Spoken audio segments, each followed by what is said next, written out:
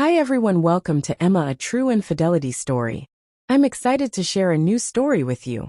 The scent of coffee filled the air, a familiar comfort in the early morning stillness of our home.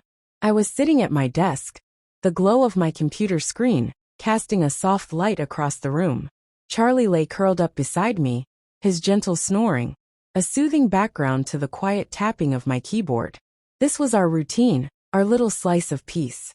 Before the day truly began, I glanced at the clock. James would be leaving for work soon. His footsteps echoed down the stairs, a sound so ingrained in my daily life that it felt like the heartbeat of our home.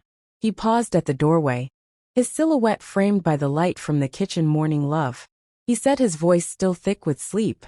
I turned to smile at him, but something in his eyes made me pause. There was a shadow there, a flicker of something I couldn't quite place everything. Oka? I asked, my voice barely above a whisper. Not wanting to disturb the tranquility of the moment, he nodded. But his smile didn't reach his eyes. Yeah, just a lot on my mind. With the new project at work. Before this story spirals even further, make sure to subscribe to my channel and turn on notifications for more. And when the story ends, don't forget to show your support through likes and comments. He leaned down to kiss me, his lips warm and reassuring. I'll see you tonight.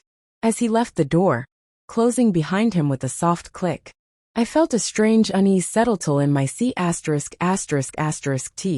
It was subtle, like the first hint of a storm. On a clear day, I shook it off, attributing it to my own imagination, and turned back to my work. The morning passed in a blur of design projects and client emails, with Charlie occasionally lifting his head to check if it was time for his walk. By noon I decided we both needed a break. We ventured out into the crisp autumn air, the leaves crunching under our feet, the world painted in hues of gold and red. Charlie bounded ahead, his tail wagging with the joy of freedom, and for a moment the unease from earlier seemed to dissipate. But as we returned home, the feeling crept back. I couldn't shake the sensation that something was off. I busied myself with lunch, trying to focus on the mundane to keep my thoughts bay. Yet as I sat down to eat, my phone buzzed with a message from James. Need to talk when I get home, it's important. My heart skipped a beat. Important? What could be so pressing that he needed to discuss it? After work, my mind raced through possibilities, each more unsettling than the last. Was it his job, his health, or something else entirely? The rest of the day was a haze. I tried to work, but my thoughts kept drifting back to James's message. Charlie sensed my anxiety, his head resting on my lap, offering silent comfort. When the clock finally struck 6, I heard James's car pull into the driveway. My stomach churned with a mix of anticipation and dread. I greeted him at the door, his face unreadable, his usual warmth replaced by a somber expression. We need to talk, he said, his voice steady but low. We moved to the living room, the space that had seen so many happy moments. Now feeling like a stage for something ominous, he sat down, his hands clasped in front of him, looking anywhere but at me. Charlotte, there's something I need to tell you. He began, his voice cracking slightly. I've been seeing someone else. The words hit me like a physical blow. My world, so carefully constructed, began to crumble. The picture perfect life. The bond one thought was unbreakable. All of it felt like a facade. Charlie, sensing the tension, came to sit between us, his presence a small comfort in the storm that was brewing. James continued explaining how it started, how it wasn't supposed to mean anything, but it did. He spoke of guilt, of confusion, of a love that he thought was lost, but was now found in another's arms. Each word was a knife slicing through the fabric of our marriage, our life together. I listened, my heart pounding in my ears, trying to process the betrayal. The man I loved, the life we built, was now tainted by this revelation. The cozy suburban home, our sanctuary, felt like a trap. As he finished, the silence that followed was deafening. I looked at him, really looked at him, seeing not just the man I married, but a stranger who had hidden this part of himself from me. I need some time, I managed to say, my voice barely a whisper. I need to think. He nodded, his eyes filled with a mix of sorrow and relief, perhaps for having unburdened himself.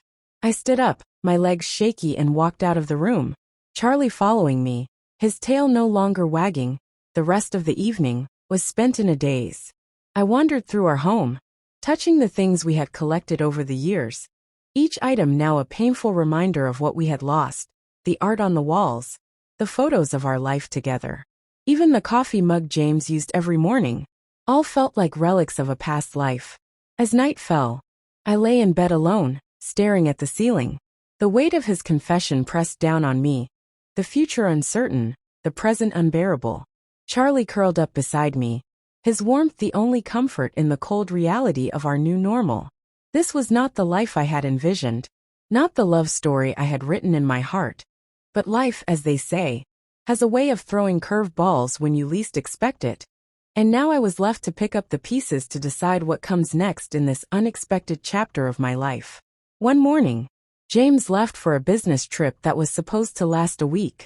The house felt unusually quiet without his presence.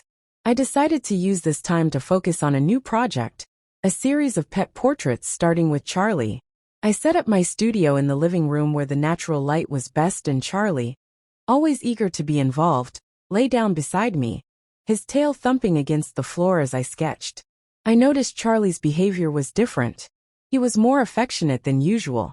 Perhaps sensing James's absence, he would nozzle against me seeking attention, and I found myself enjoying his company more than ever. But what was about to happen would change everything. The first day without James was filled with a strange mix of freedom and loneliness. I immersed myself in my art, trying to capture Charlie's essence on paper. His eyes, usually so full of life, seemed to reflect a deeper understanding of my turmoil. It was as if he knew the storm brewing inside me, the one that James' confession had unleashed. I worked late into the night, the silence of the house broken only by the scratching of my pencil and Charlie's occasional sigh. When I finally put down my tools, the clock showed it was well past midnight. Exhausted, I climbed into bed, the sheets cold and unwelcoming without James's warmth. Charlie joined me, curling up at my feet, his study breathing a small comfort in the vast emptiness.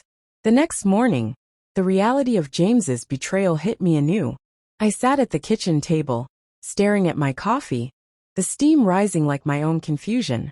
I knew I needed to talk to someone, but who my friends would be supportive. But I wasn't ready for their pity or their advice. I needed clarity, not comfort. I decided to call my sister Sophia. She had always been my rock, even when we were kids. Her voice was soothing, a balm to my frayed nerves. "Hey, how's it going?"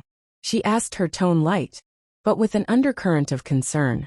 "It's complicated." I started, my voice catching. "James told me something last night. He's been involved with someone else." There was a pause, a heavy silence that spoke volumes. "Oh, Charlotte." Sophia finally said, her voice soft. "I'm so sorry. What are you going to do?" "I don't know," I admitted, feeling the weight of my indecision. I told him I needed time to think. But every time I try, my thoughts just spiral.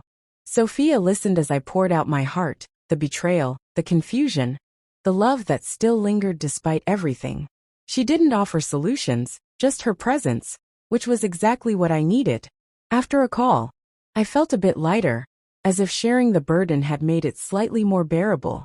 The days stretched on, and I found myself back on my easel, trying to lose myself in the lines and shades of Charlie's portrait. But my mind kept wandering back to James. What did this mean for us? Could we ever go back to how things were? Or was this the beginning of the end? As the afternoon light began to fade, I received a text from James. "Can we talk? Please?" My heart raced. Did I want to talk? Was I ready? I replied, "Tomorrow, I need one more day." That night's sleep was elusive. I tossed and turned the bed, feeling too large, too empty.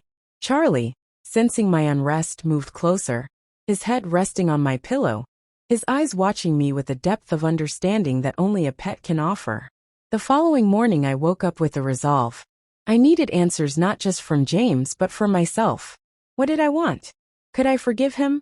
Did I even want to try? I spent the day preparing for our conversation, cleaning the house, as if tidying up could somehow straighten out my thoughts. When James arrived, his face was a mask of worry and regret. We sat in the living room, the same place where he had shattered my world just days before. "Charlotte, I know I've hurt you," he began, his voice low. "I've made a terrible mistake. and I'm here to ask for your forgiveness, to see if there's any way we can move past this." His words hung in the air, heavy with the gravity of our situation. I looked at him, really looked, trying to see the man I fell in love with beneath the layers of guilt and confusion. "I need to know everything," I said, my voice steady despite the storm inside. "I need to understand why, James. Why did you do this?" He took a deep breath, his eyes meeting mine, filled with a mix of sorrow and determination. "It wasn't planned, Charlotte. It just happened. I was feeling lost, disconnected, and she was there offering something. I thought I was missing, but I realized now it was never about her. It was about us, about what we've become." His confession was like watching a slow-motion replay of a car crash, each detail more painful than the last. Yet as he spoke, I felt a shift within me, not forgiveness, not yet, but an opening, a willingness to explore what could come next. We talked for hours, delving into the depths of our relationship, our desires, our fears. It was raw, painful, but also necessary. By the time the sun set, we were both emotionally drained, but there was a new understanding between us, fragile yet real. "I'm not saying I forgive you," I told him as he stood to leave, "but I'm willing to try to see if we can rebuild something from this." He nodded, his eyes glistening with unshed tears. "Thank you, Charlotte, that's more than I deserve." As he left, I felt a mixture of relief and dread. The path forward was uncertain, fraught with challenges. But for the first time since his confession, I felt a glimmer of hope. Charlie, ever the silent guardian, sat by my side, his presence a reminder that sometimes love means giving second chances, even when the future is unclear. The days passed, and I became engrossed in my work, often losing track of time. One evening, after a particularly long session, I decided to relax with a glass of wine. Charlie, sensing my relaxation, became even more playful. His playful nips turned into something more, something I never anticipated. In a moment of loneliness, and perhaps influenced by the alcohol, I crossed a line I never thought I would. The next morning, the weight of what had happened hit me like a ton of bricks. I was filled with guilt, confusion, and an overwhelming sense of betrayal towards James. How could I have let this happen? The realization that I had committed an act of infidelity, albeit with our cute dog, left me in a state of shock. Could this be the end of my marriage? The morning light was harsh, unforgiving as it streamed through the windows, casting long shadows across the room. I lay there, the sheets twisted around me, feeling the cold reality of my actions seep into my bones. Charlie, oblivious to the turmoil in my heart, wagged his tail, his eyes bright with the innocence of a creature who knows no wrong. I couldn't look at him. Every glance at his eager face was a reminder of my lapse in judgment. I pushed myself out of bed, my movements mechanical, my mind racing with thoughts of what I had done.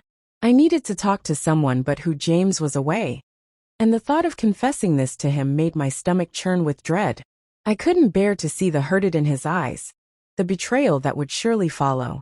I showered the hot water, doing little to wash away my guilt.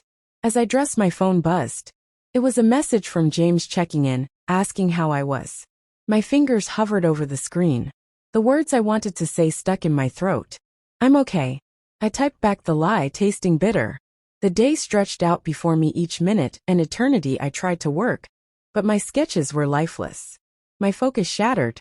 Charlie, sensing my distress, stayed close, his head resting on my lap, his eyes full of concern. By noon I couldn't take it anymore. I needed to speak to someone to unborn myself, even if just a little. I called Sophia again. Her voice, a lifeline in the storm of my thoughts. "Charlotte, what's wrong?" she asked, her tone laced with worry. I hesitated, the words heavy on my tongue. "I've done something terrible." The line was silent for a moment. "Then what happened?" I took a deep breath, the confession spilling out in a rush. "Last night, I was drinking and Charlie was there. Andy crossed a line. I betrayed James." There was a sharp intake of breath on the other end. "Oh, Charlotte," Sophia's voice was soft, pained. "That's a lot. Are you okay?" "No," I admitted, my voice breaking. "I feel like I've ruined everything. How could I do this? How could I let this happen?" Sophia was quiet, processing. "You need to talk to James, Charlotte. Honesty is the only way forward now." "But what if it ends us?" I whispered the fear of losing everything we had built together. Overwhelming it might, she said gently. But living with this secret will eat you alive. You owe it to both of you to be truthful. The conversation ended with Sophia's promise to be there for me, no matter what happened. I sat there, the phone still warm in my hand, feeling more alone than ever. The rest of the day was a blur. I tried to distract myself with chores, cleaning the house with a fervor that was almost manic. Every item I touched felt like a piece of our shared life, now tainted by my actions. As night fell, I knew I couldn't avoid the inevitable. I had to tell James. I sat at the kitchen table, my laptop open, my fingers trembling as I typed out an email. James, I need to talk to you when you get back. The question echoed in the emptiness of the room unanswered, as I faced the daunting task of confessing to James, of possibly watching our life together crumble because of a moment's lapse in judgment. As dawn approached, I knew that the coming days would test the very foundations of our marriage. Could we rebuild from this? Could I ever forgive myself? These questions haunted me, the answers hidden in the shadows of what was yet to come. I couldn't face James. When he returned, I avoided his calls, claiming I was swamped with work. My guilt was eating me alive, and I started to distance myself from Charlie 3, feeling a mix of shame and confusion. I began to question everything about my life, my marriage, and my own sanity. One evening, James came home early, surprising me. He noticed the change in my demeanor immediately. Charlotte, what's wrong? You've been so distant, he asked with concern. I was on the verge of confessing, but the words wouldn't come out. Instead, I made up an excuse about work stress, which only deepened my guilt. The days that followed were a blur of avoidance and self-loathing. I threw myself into my work, hoping the distraction would ease the turmoil inside me. But every brush stroke, every line I drew seemed to mock my inner conflict. Charlie, ever the loyal companion, would look at me with those knowing eyes. And each time I felt a pang of betrayal, not just towards James, but towards our innocent pet, who had become an unwitting participant in my lapse of judgment. I knew I had to confront the situation head-on. The weight of my secret was too heavy to carry alone. I decided to meet James at a neutral place, a cafe we used to frequent when we were dating, a place filled with memories of simpler times. When I saw him, his face lit up with a hopeful smile, but it quickly faded as he saw the seriousness in my eyes. We sat down, the clicking of cups and the murmur of other patrons, creating a backdrop to our tense silence. James, I started, my voice barely above a whisper. There's something I need to tell you. My heart was pounding so loudly, I was sure he could hear it over the cafe noise. He leaned forward, his expression now one of concern. What is it, Charlotte? You can tell me anything. I took a deep breath, the words tasting like ash in my mouth. While you were away, I did something I deeply regret. I paused, the confession hanging between us like a dark cloud. I was alone and I had too much to drink. Charlie was there, and in my loneliness I crossed a line. James's face went pale, his eyes searching mine for any sign that this was a cruel jest. You mean with Charlie? His voice was a mix of disbelief and horror. I nodded, the shame burning through me. I know it sounds insane, and I can't even begin to explain why or how it happened. But it did, and I've been carrying this guilt, this secret since then. He sat back, his hands trembling as he ran them through his hair. Charlotte, don't even know what to say. How could you? I don't know, James. I was lost, confused, and I made a terrible mistake. I'm so sorry. Tears started to stream down my face, not just for the act, but for the pain I was causing him. The silence stretched out, filled with the sounds of the cafe. But for us it was as if the world had stopped. James's face was a mask of pain and confusion. I need time to process this, he finally said, his voice low, almost a whisper. I need to think. I nodded, understanding that this was more than he could handle at the moment. I know. Take all the time you need. I just couldn't keep this from you any longer. He stood up, his movement stiff, as if his body was fighting against the weight of my confession. I'll call you, he said, not looking at me as he walked away. I sat there alone with my thoughts, the coffee growing cold in front of me. The cafe, once a place of joy, now felt like a stage for my personal tragedy. I knew I had to face the consequences of my actions, whatever they might be. The future was uncertain, but one thing was clear. the truth had come out. And now the path forward was up to both of us to decide. As I left the cafe, the cool evening air did little to soothe my burning conscience. I walked back home, each step heavy with the realization that I might have just ended my marriage. Charlie greeted me at the door, his tail wagging, unaware of the storm he had inadvertently been part of. I knelt down, wrapping my arms around him, seeking some semblance of comfort. But even his warmth couldn't erase the cold dread settling in my heart. The question lingered in the air as palpable as the silence in our home. Would the truth ever come out? It had. And now the aftermath was left to unfold, leaving me to wonder if forgiveness was even possible, or if this was indeed the end of our marriage. The tension reached its peak one night, when James, unable to bear the distance any longer, confronted me. "Charlotte, I know something's wrong. Please, tell me what it is." The room was silent. The only sound was Charlie's soft breathing from the corner. With tears in my eyes, I finally confessed everything. James's face went through a myriad of emotions: shock, disbelief, anger, and finally a profound sadness. He left the room and I heard the front door slam. I was alone with my thoughts, the gravity of my actions fully sinking in what would become of us now. The days that followed were a blur. I avoided James, unable to face him after what I had done. The guilt was a heavy cloak, weighing down every moment. I distanced myself from Charlie, the sight of him a constant reminder of my betrayal. My work suffered. Every sketch, every line I drew felt like a mockery of the life I had once cherished. One evening, as the sun dipped below the horizon, casting long shadows across our once cozy home, James returned unexpectedly early. His eyes, usually so warm and inviting, now held a storm of confusion and hurt. "Charlotte, what's wrong? You've been so distant," he asked, his voice laced with concern. I stood there, my heart pounding, the words caught in my throat. Instead of confessing, I lied, attributing my behavior to work stress. The lie tasted bitter, and I could see the doubt flicker in his eyes, but he didn't press further. The days stretched on, each one more unbearable than the last. I threw myself into my work, hoping the distraction would ease the turmoil inside me. But it was futile. Charlie, ever the loyal companion, would look at me with those knowing eyes. And each time I felt a pang of betrayal, not just towards James, but towards our innocent pet, who had become an unwitting participant in my lapse of judgment.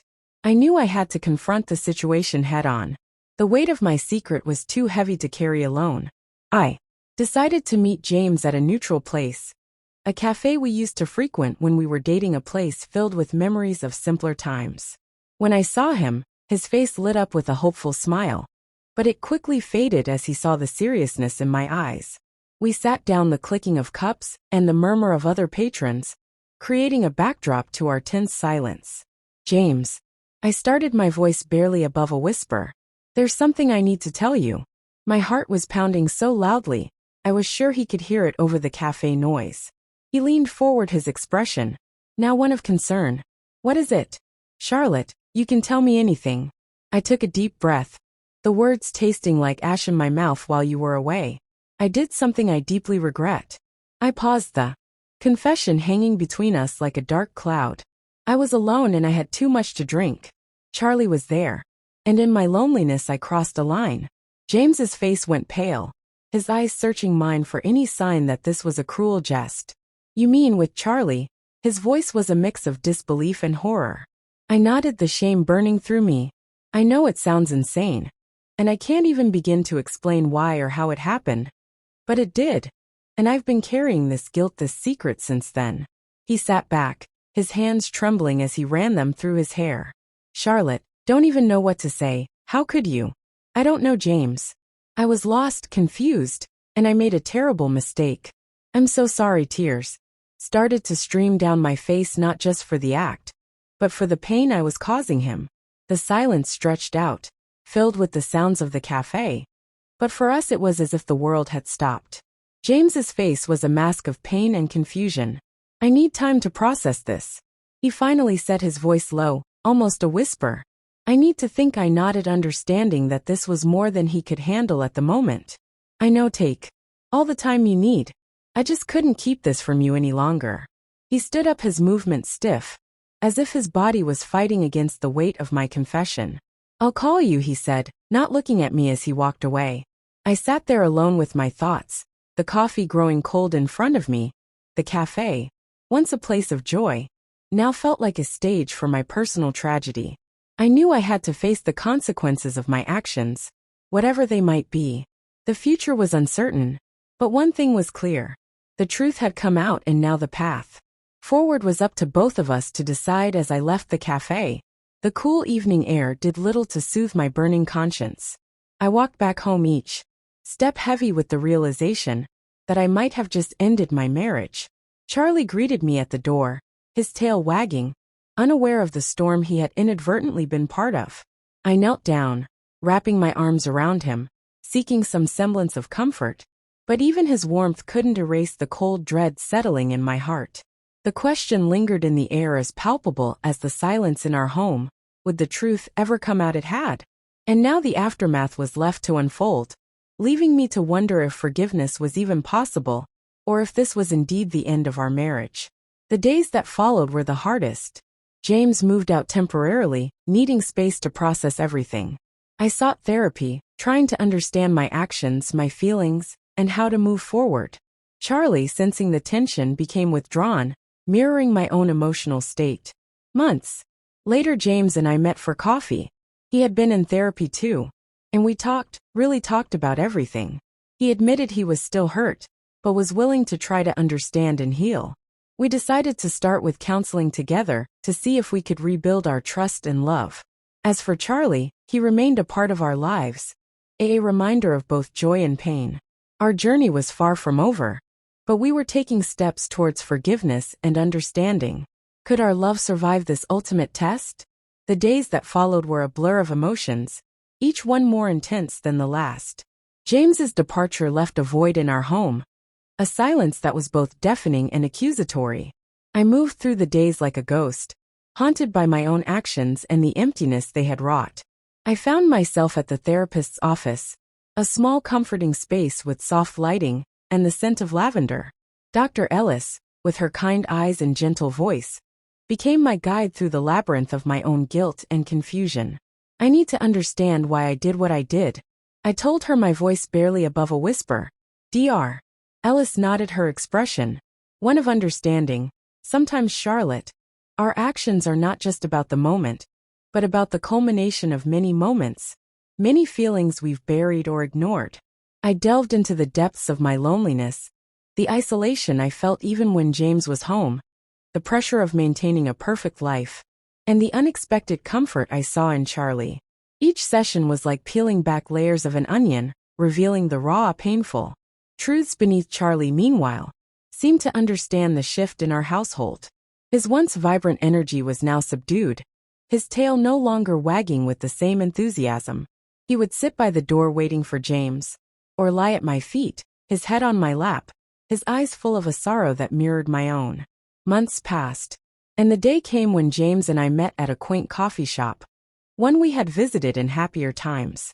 The aroma of freshly ground beans was bittersweet, a reminder of what we had lost and what we might still salvage. He looked different, his face thinner, his eyes carrying the weight of our shared pain. "I've been seeing someone too," he confessed, his voice low, almost apologetic. "A therapist. I needed to understand my part in all this." I listened as he spoke of his own journey, his guilt, his confusion, and his longing for what we once had. I was hurt, Charlotte, deeply hurt. But I also realized I wasn't there for you when you needed me most. We talked for hours, the coffee long gone cold. It was raw, painful, but also cathartic. We agreed to start counseling together to try and rebuild, not just our trust, but our connection, our understanding of each other. Charlie was there when I returned home, his tail giving a tentative wag. I knelt beside him, wrapping my arms around his neck, feeling his warmth, his unconditional love. "We're going to try, Charlie," I whispered into his fur. "We're going to try to make this right." The counseling sessions were grueling. We sat side by side, often not touching, but the space between us was filled with the heavy air of our confessions, our apologies, and our tentative hopes. "I still love you," James said one session, his voice breaking. "But I'm scared, Charlotte, scared of what this means for us." I know, I replied, my own voice thick with emotion. I'm scared too, but I want to fight for us for what we had.